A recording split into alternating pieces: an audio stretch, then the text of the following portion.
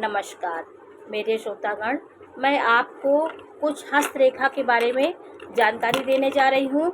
ये जानकारी आपको अपने हाथों में भी आपको ये जानकारी होगी तो अपने हाथ में भी आप देख करके और अपने जीवन से इसको संबंध बना के देख सकते हैं कि कैसे होता है।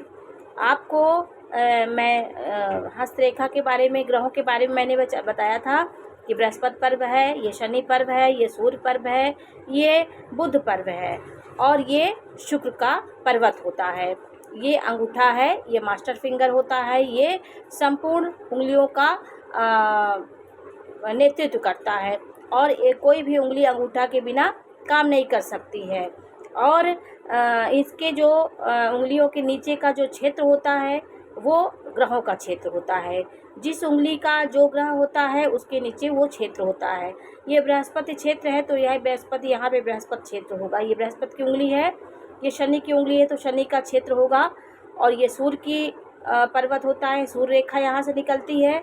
और ये बुध पर्वत है। बुध पर्वत जितना ऊंचा होगा, बौद्धिक क्षमता हमारी उतनी होगी, व्यापार आदि में हम उतनी उन्नति करेंगे। तो ये ग्रहों की उपस्थिति है। यहाँ पे ग्रह होते हैं, यहाँ पे राहु का पर्वत होता है बीच में, ये राहु यहाँ पे स्थान होता है, यहाँ पे केतु का स्थान होता है और यहाँ पे चंद्र पर्वत होता है। ये चंद्र पर्वत से आपकी यात्राओं को आप जानकारी आपकी होती है, आपकी यात्रा कैसी होती, यात्राओं आपकी सफल होगी कि आपकी यात्राओं में दुर्घटना होगी। तो यहाँ पर क्रॉस का चिन्ह होता है। यहाँ पे कई चीज़ें ऐसी होती हैं, उसको जान करके आपकी यात्राओं के बारे में, आपकी काल्पनिक शक्ति, आपकी कल्पना के बारे में जाना जा सकता है। और शुक्र पर्वत आपका यदि अच्छा होगा तो आप एक प्रभावित व्यक्ति होंगे और संसार में आपको सांसारिक सुख मिलेगा। तो बृहस्पति पर्वत अच्छा होने से आपके प्रेम की क्षमता अच्छी होगी, आपके अंदर प्रेम होगा और आपके अंदर एक प्रकार का उत्साह होगा। और जो हम दाम्पत्य जीवन का जो सुख पाते हैं, यदि हम पर्वत हमारा शुक्र पर्वत अच्छा नहीं है तो हम सांसारिक सुख नहीं प्राप्त कर पाते हैं। ये आपके दाम्पत्य सुख के लिए भी है और सांसारिकता के लिए भी शुक्र का अच्छा होना बहुत ज़रूरी होता है। कुंडली में आपके ये हृदय रेखा होती है। कभी कभी आप हृदय रेखा में देखिए, आपकी हृदय रेखा आपके पूरा यहाँ तक, आपके यहाँ पे ऐसे गोलाई लिए हुए बृहस्पति पर्वत तक चली जाती है। तो जितना ये रेखा बड़ी होती जाएगी उतना आप सामाजिक होते जाएंगे। सामाजिकता के बिना आप रह नहीं पाएंगे। समाज में ही घुल मिल करके आप उसके प्रति न्यौछावर रहेंगे। समाज से हट के आप जी नहीं पाएंगे। और कभी कभी ये रेखा देखिए, ये रेखा ऐसे आके इसके बीच में चली जाती है तो ये आपके बहुत स्थिर प्रेम को दिखाती है। शनि की गंभीरता और गुरु की स्वच्छता आपके अंदर रहेगी। आपके हृदय में विशालता होगी, आपका विशाल हृदय होगा। जिसको आप प्रेम करते हैं उसके प्रति न्यौछावर रहते हैं, उसको धोखा नहीं देते हैं। ये आपकी सबसे बड़ी पहचान होती है। आप मुंह से कुछ भी बोल देंगे लेकिन आप अन्याय और धोखा देना, किसी को कष्ट देना, ये आपके मन में नहीं रहता है और आप एक अच्छे इंसान होते हैं। और कभी कभी हृदय रेखा देखिए 3 भागों में बढ़ जाती है। यहाँ त्रिशूल की आकृति हो जाती है। त्रिशूल की आकृति बहुत शुभ मानी जाती है। ये आकृति आपको दिखाती है कि आपके हृदय में कितनी विशालता है। आपका हृदय में जो आपके हृदय से सोचते हैं, जो आप दिल से एक बार मन में सोचते हैं, वो आपके जीवन में हो जाता है। कभी न कभी आपकी इच्छाएं ज़रूर पूरी होती हैं। तो ये हृदय की बात हुई। अब मैं आपको अंगूठे के बारे में जानकारी दे रही हूँ। अंगूठे का पहला पर्व जितना बड़ा होगा, आपकी इच्छाएं, कल्पनाएं और बहुत बड़ी होंगी। और इसमें यदि आपके यहाँ पे जौ का चिन्ह हो गया तो आपकी इच्छाएं फलीभूत होंगी। और अगर आपकी ये पर्व आपका है तो आप अर्थ के मामले में मजबूत होंगे। यहाँ पे यदि जौ का चिन्ह होता है तो आपको कहीं ना कहीं से गुप्त धन ज़रूर मिलता है। आपको चाहे पैतृक संपत्ति कोई मिले, चाहे ससुराल से मिले, कहीं ना कहीं से आपको ये शुभ सूचना जरूर मिलेगी। और यहाँ पे यदि आपका जौ चिन्ह बना है तो आप धन, पुत्र, संपत्ति, सुख, सब चीज़ से आप परिपूर्ण रहेंगे। ये शुक्र के पर्वत में ये चिन्ह बहुत शुभ माने जाते हैं। यौ चिन्ह अंगूठे में कहीं पर भी हो बहुत ही शुभ माना जाता है। और आपके यहाँ पे मणिबंध होता है, इसको मणिबंध बोलते हैं।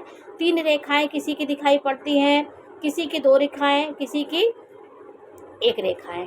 तो 3 रेखाएं दिखें तो बहुत अच्छी बात है। आपको धन संपत्ति सुख स्वास्थ्य सब आपका अच्छा होगा, आप दीर्घायु को प्राप्त होंगे। ये एक गॉड गिफ्टेड चीज़ें होती हैं नारियों के हाथ में, ये बहुत सौभाग्यशाली स्त्रियां होती हैं। मणिबंध होना बहुत ज़रूरी होता है। अब मैं आपको एक विशेष बात जीवन रेखा से बताने जा रही हूँ कि आपका जीवन रेखा यहाँ से निकलती है और आपकी जीवन रेखा यहाँ आते आते 2 भागों में यहाँ बँट जाती है।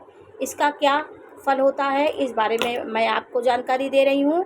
देखिए, रेखा अगर आपकी यहाँ से आ करके और शुक्र पर्वत की ओर एक शाखा झुक गई हो, एकदम शुक्र पर्वत की ओर आ गई, तो आप अपने जन्मभूमि में अपने जन्म स्थान पे रह के ही उन्नति करते हैं और अपने माता पिता के पैतृक संपत्ति का उपभोग करते हैं और उनके धन को बढ़ाते हैं। तो ये सूचना ये देती है कि यदि आपका गोलाई लिए हुए हो तो अपने आप पैतृक संपत्ति और अपने स्थान पे ही आप उन्नति करते हैं।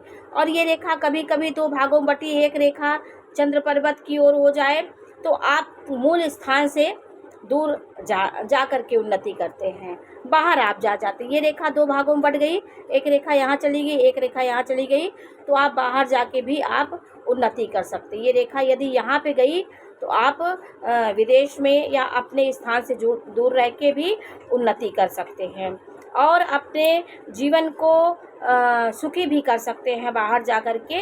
ये आपके यहाँ मुड़ी रेखा आपके पैतृक संपत्ति और आपके स्थिरता को दिखाती है।